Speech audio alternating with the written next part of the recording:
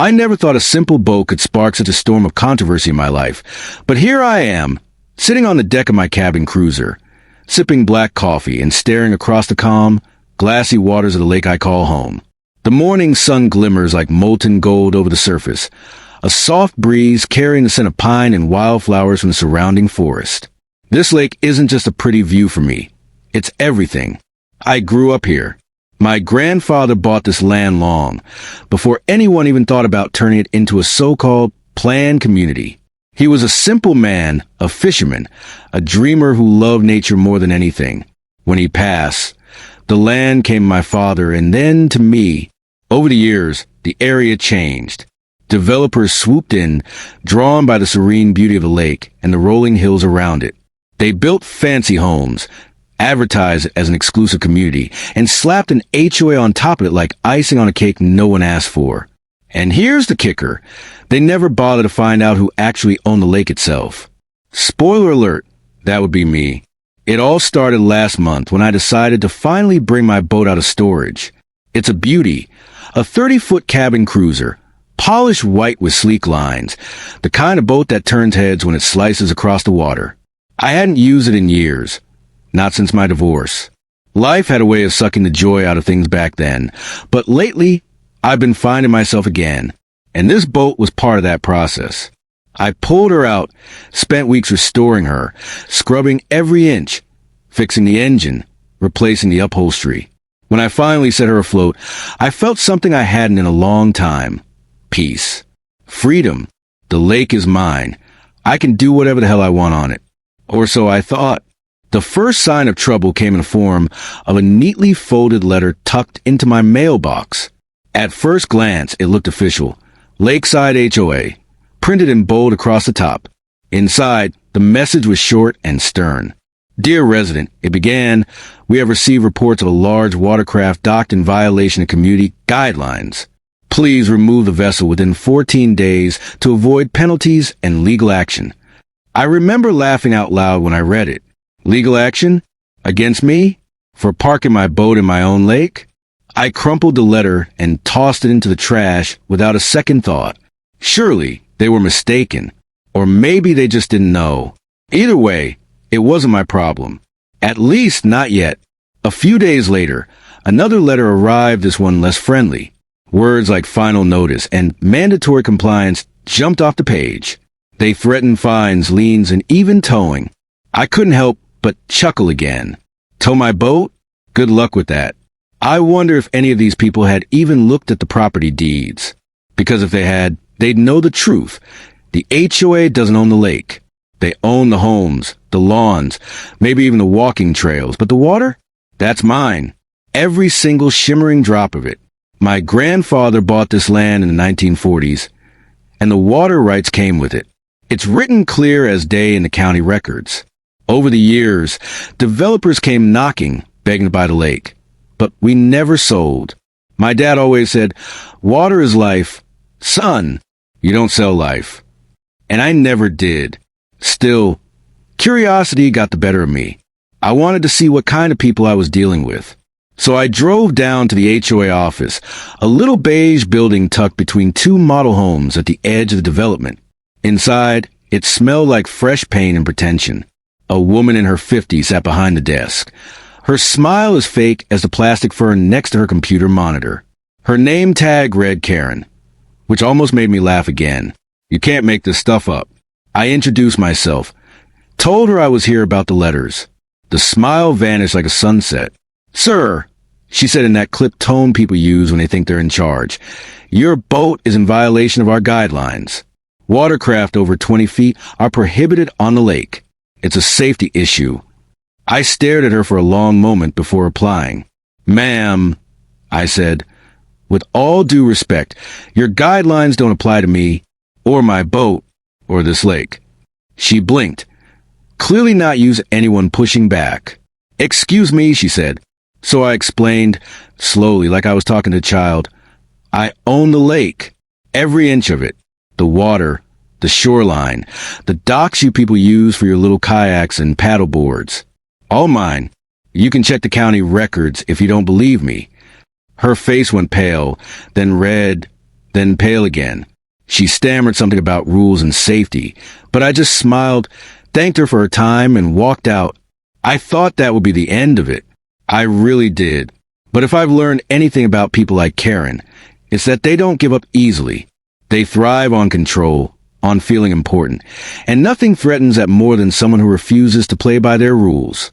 Over the next week, the letters kept coming. So did the emails. Then came the phone calls. First polite, then demanding, then downright nasty. They accused me of endangering the community, of being a bad neighbor, of setting a poor example. One guy even left a voicemail saying they'd tow my boat with or without permission. That one made me laugh. So hard, I nearly dropped my beer. Permission? From me? Good luck getting a tow truck out on the water, buddy. But the real kicker came last Saturday. I woke up early, brewed a pot of coffee, and stepped outside to enjoy the sunrise. And that's when I saw them. 3 men in uniform, standing on my dock, arms crossed. Not cops, not sheriffs, private security. They had that rent-a-cop look, with mirrored sunglasses and shiny black boots. One of them stepped forward as I approached, his chest puffed out like a rooster. "Sir," he said, "we've been hired by the Lakeside HOA to enforce community guidelines. You need to remove the boat immediately." I almost spit out my coffee. Enforce guidelines? I repeated, "On my property? On my lake?" He nodded, dead serious. Failure to comply will result in further action. That's when I lost it. I laughed so hard I doubled over, tears streaming down my face. When I finally caught my breath, I looked him dead in the eye and said, "Son, you're standing on private property, my property, and you're trespassing. You got 5 seconds to get the hell off my dock before I call the real cops and have you arrested." The look on their faces when I told them they were trespassing was priceless, like kids caught with their hands in the cookie jar. The one who'd been doing all the talking, the guy with the shiny boots, tried to stand his ground. "Sir," he started, his voice shaking just a little now. "We've been authorized." I cut him off before he could finish. "Authorized by who? Karen? The HOA? Let me make something crystal clear. This dock, this lake, and everything on it belongs to me. I'm the only authority here."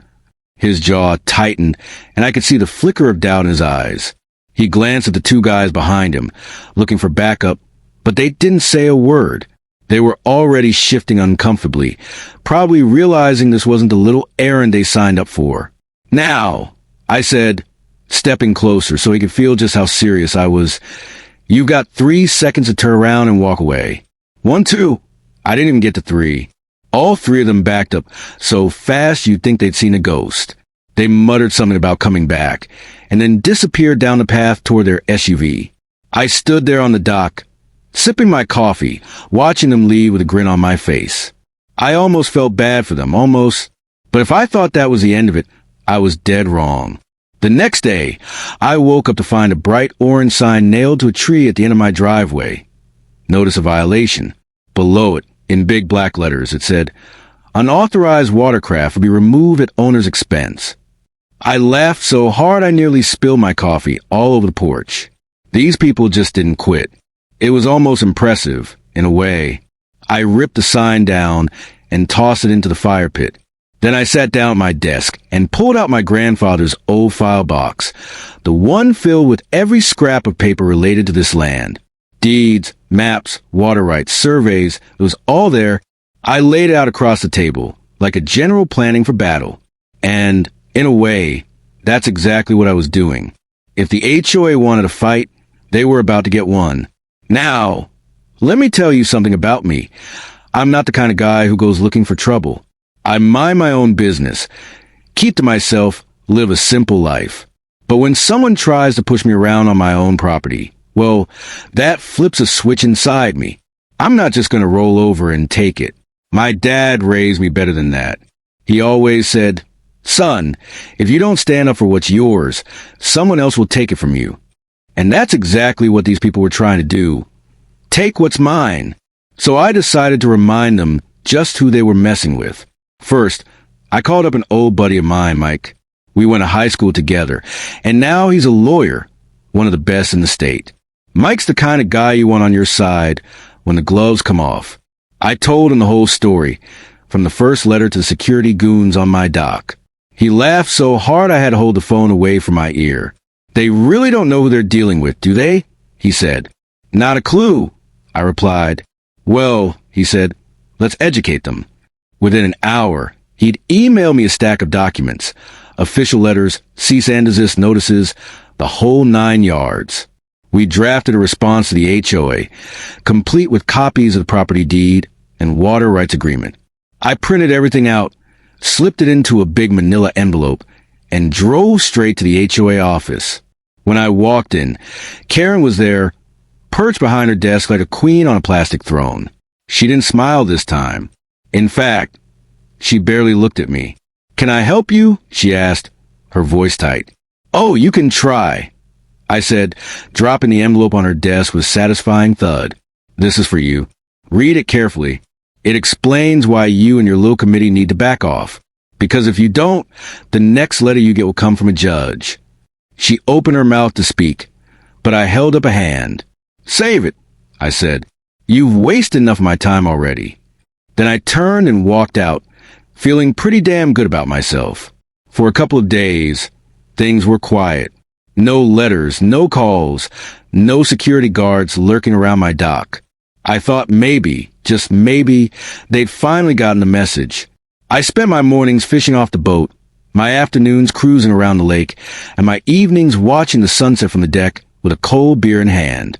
Life was good again. But there's one thing I've learned about people like Karen. It's this. They don't quit. They regroup. They plot. And then they come back swinging. And sure enough, they did. It started small, little things I barely noticed at first. A few cars parked along the edge of my property. Strangers standing on the walking trails with binoculars, taking pictures of my boat. Then came the drones, tiny buzzing annoyances that hovered over the lake like mechanical mosquitoes. The first time I saw one, I just waved at it and went back to fishing. The second time, I grabbed my shotgun and blew out of the sky. That got their attention. The next day, I got another letter, this one hand-delivered and marked urgent. It was 3 pages long, full of legal jargon and empty threats. They accused me of hostile actions and property damage, and warned me that further escalation could lead to serious consequences. I laughed so hard, I nearly fell out of my chair. Serious consequences? For shooting down a drone on my own land? Please. That's when I realized something. This wasn't just about a boat anymore. This was about control. The HOA couldn't stand the idea that someone out here was beyond their reach. They had their little rules, their little power trips, and they needed everyone to fall in line to feel important. And I wasn't just refusing to play their game. I was winning. That drove them crazy. So I decided to push back even harder. If they wanted a war, I'd give them one they'd. The day I decided to go on the offensive started like any other, calm, quiet. The kind of morning that makes you forget the world can be full of idiots. The mist hovered low over the water, and the sun was just starting to peek over the tree line when I brewed my coffee and stepped out on the deck. For a moment, everything felt right. The lake shimmered like glass, birds sang in the distance, and my boat sat proudly at the dock, gleaming in the early light. But then I saw it, a drone, another damn drone, hovering just above the water like some nosy little spy. I clenched my jaw and set my coffee down. Enough was enough. I walked back inside, grabbed my shotgun, and stepped onto the dock. The drone bobbed in the air like it was daring me. I didn't hesitate. One shot, and it exploded into a shower of plastic and wires, splashing into the lake with a satisfying plop. I stood there for a moment, listening to the echo of the shot bounce off the hills. Then I smiled. Game on. By noon, I'd come up with a plan. If the HOA wanted to play hardball, I was going to hit them where it hurt. Their precious sense of control. First, I called Mike. You sitting down? I asked. Why? He said, already laughing because he knew I was up to something. Because this is going to be good, I said. I told him I wanted to organize a little event on the lake. A boat parade, if you will. Nothing too big. Just a few friends, some beer, and a whole lot of horsepower. Mike was on board immediately. You really want to make these people lose their mind, huh? He said. You have no idea, I replied. Within hours, word started spreading among my old crew. Guys who loved their boats. Guys who loved to stir the pot just as much as I did. By the end of the day, I had a dozen confirmations. Big boats, loud engines, music, the works. We were going to turn this quiet little lake into a floating party, and there wasn't a damn thing the HOA could do about it. While I waited for the weekend to roll around, I decided to have a little fun. The next day, I drove into town and bought a huge banner, bright red with bold white letters that read, Private Lake. Keep out if you don't own it. I hung it across the entrance to the main dock, where every nosy neighbor could see it. Then I posted a copy of my property deed on my front gate, just in case anyone still had doubts. That wasn't enough for me, though. I printed a few hundred flyers with a headline, Did you know the HOA doesn't own the lake? And listed a few choice facts about water rights and property law. I left them in every mailbox I could find. Oh! The chaos that caused. My phone started blowing up with calls from homeowners. Some angry, some curious, a few even laughing. Apparently, Karen hadn't been entirely honest with the community about who really controlled the water they loved so much. Shocking, I know. Then came Saturday, the day of the parade. The weather couldn't have been more perfect. Clear blue skies, warm sunshine, and just enough breeze to keep things comfortable. I was up before dawn, checking the boat, loading coolers, and making sure everything was ready. Around 9, the first boat started arriving. Big ones, small ones, everything in between. By noon, the lake was alive with sound. Engines rumbling, music blasting, people cheering. I climbed aboard my cruiser, fired up the engine, and led the charge. We did laps around the lake, waving to anyone who dared peek out from their backyards. Some folks smiled and waved back. Others scowled like we were invading their personal kingdom. And then, of course, there was Karen. She appeared on the dock near her house, arms crossed, phone glued to her ear. I could practically hear her screeching from across the water. A few of the guys honked their horns as we cruised by, just a twist of knife. Karen looked like she was about to explode. I smiled and gave her a little salute before turning the music up even louder. For hours we circled that lake, drinking, laughing, and proving a point. This wasn't just about fun. It was about freedom, about reminding these HOA clowns that their rules stop where my property line begins. Eventually, as the sun started dipping low, the parade began to wind down.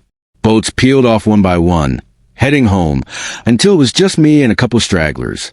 I anchored near the middle of the lake, cracked open one last beer, and watched the sky turn shades of orange and pink. That's when I saw the flashing lights on the shore, blue and red, bouncing off the water like fireflies. I sighed, set my beer down, and muttered, "Here we go." Sure enough, a sheriff's boat appeared a few minutes later, cutting through the water toward me. 2 deputies on board, both looking serious. I didn't panic, though. I just sat back and waited. When they pulled up alongside me, the older one tipped his hat. "Afternoon," he said. "Afternoon," I replied, calm as could be. "We've had some complaints," he said. "Something about a disturbance, noise, maybe some trespassing." I smiled. "Complaints from the HOA, I'm guessing?" He nodded. "Figures," I said. Then I reached into my bag and pulled out a folder, the same folder I'd shown Karen. Deed, water rights, the whole 9 yards. "Take a look," I said, handing it over. The deputy flipped through the papers, his brow furrowing, then relaxing as he realized what he was looking at. Finally, he handed it back. "Well," he said with a grin, "looks like you're in the clear. Just try to keep it down, all right?" I laughed. "You got it, Sheriff." They gave me a little wave and motored off, leaving me grinning from ear to ear. But here's the thing. If the HOA thought that little visit was going to scare me, they were dead wrong. If anything, it lit a fire under me, because now I knew just how far they were willing to go, and I wasn't about to back down. Not now. Not ever. This was my lake, my home, my legacy. And I'd be damned if I let a bunch of wannabe dictators in polo shirts take that away from me. The night after the boat parade, I barely slept. Not because I was worried. Hell no. But because my mind was racing with ideas. The HOA had thrown everything they could at me, and I'd batted it all away like flies. Still, I knew this wasn't over. People like Karen don't quit. They double down. They regroup, gather reinforcements, and come back swinging. And if I was going to win this war once and for all, I needed to be 10 steps ahead. So, as the moonlight rippled across the lake outside my window, I sat at my desk, flipping through those old deeds and maps again, planning my next move. My grandfather always said, when you're right, fight like hell, because right is all you've got. And I was damn sure right about this. Sure enough, by morning, the first salvo hit. I woke up to find my driveway blocked by 2 SUVs, both painted with some private security company logo I didn't recognize. The same clowns from before had apparently brought backup. 6 guys in black tactical gear were standing there like they were guarding Fort Knox. I walked out, coffee in hand, calm as ever. "Can I help you boys?" I asked, leaning casually against the porch rail. The leader, some big guy with a buzz cut and a jaw like a cinder block, stepped forward. "Sir, we've been hired by the HOA to secure this property until compliance issues are resolved." I nearly spit out my coffee laughing. "Compliance issues?" I said, "This property is mine. The lake is mine. You're trespassing, again. And this time, I'm giving you 30 seconds to leave before I call the sheriff and have you all arrested." He puffed up his chest, trying to look tough. "Sir, you don't understand." I cut him off. "No, you don't understand. You're standing on private land without permission. That's criminal trespass. You've got 20 seconds. I pulled out my phone and started dialing. That did it. They exchanged nervous glances, muttered something about checking with a client, and piled back into their SUVs. I watched them speed off with a grin on my face. Round 2, me, HOA 0, but Karen wasn't done yet. Oh no, that afternoon, I got served with legal papers. The HOA was suing me for creating a nuisance and violating community safety standards. I laughed so hard, I nearly tore the summons in half. These people really didn't know when to quit. I called Mike immediately. "You're gonna love this," I said, reading the papers aloud. He whistled. "They're desperate," he said, "and stupid. So what's our move?" I asked. He chuckled. "We countersue. And we don't stop there, we make it public." That got my attention. "Public how?" I asked. "Media, social networks, you name it," he said. "You want to embarrass these people?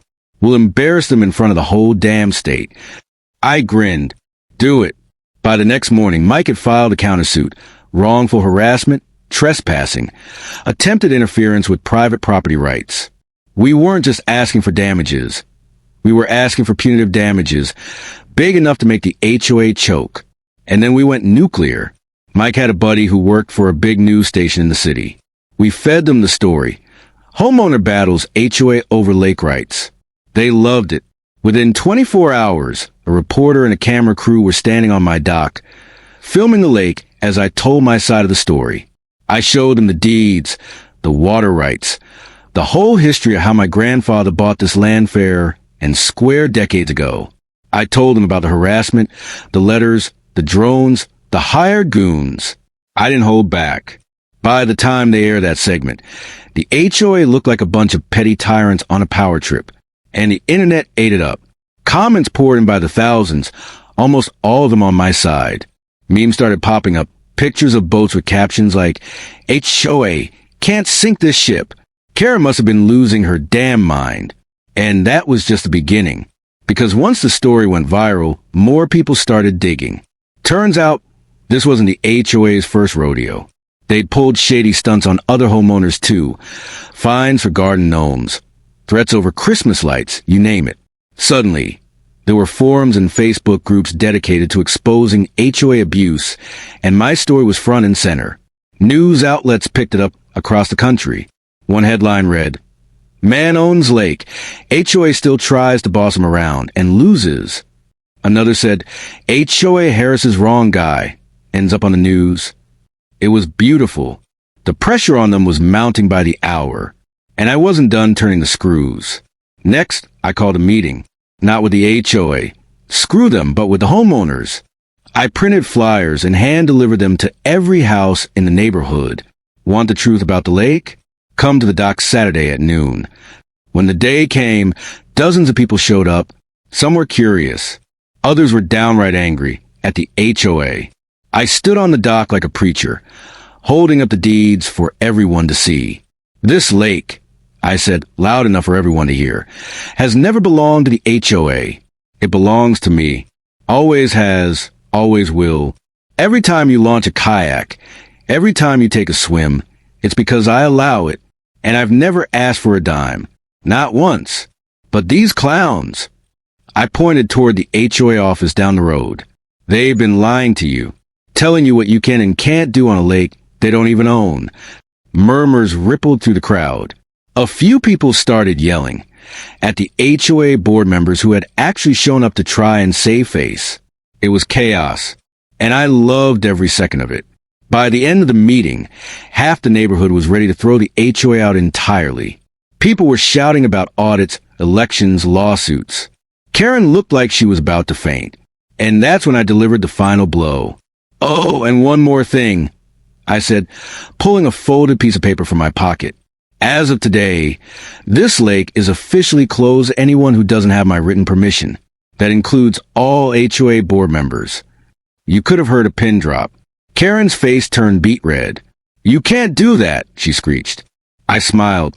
I can, and I just did. Then I turned and walked back to my boat, leaving the whole damn place in an uproar.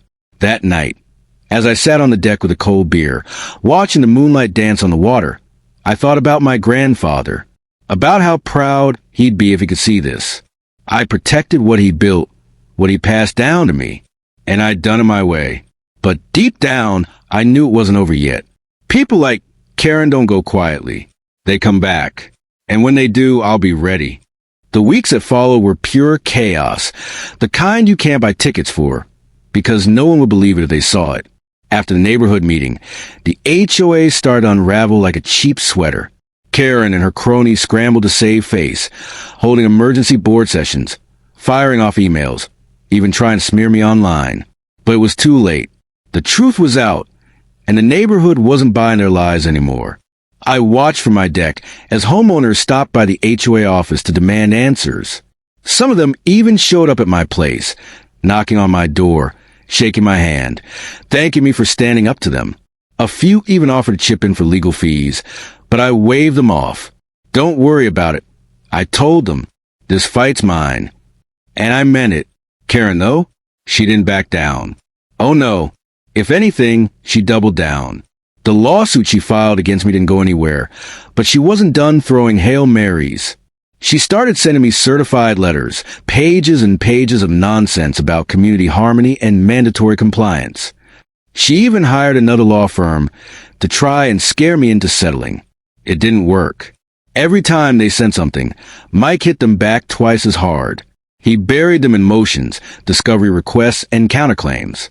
At one point, he looked at me over a stack of papers and said, "You know, if this goes to trial, we're going to own them." I grinned. That's the plan. And then the day finally came. Court. They dragged me into county court on a bright Monday morning, thinking they were going to win on some technicality. Karen was there, sitting at the plaintiff's table in her best "I'm a professional" outfit, glaring at me like I'd stolen her soul. I walked in wearing jeans and a button-down, calm as a lake at sunrise.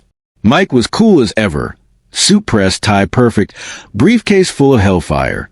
The judge, an older guy with a face like he'd seen it all, looked at the stack of filings and sighed. "All right, let's get this over with," he said.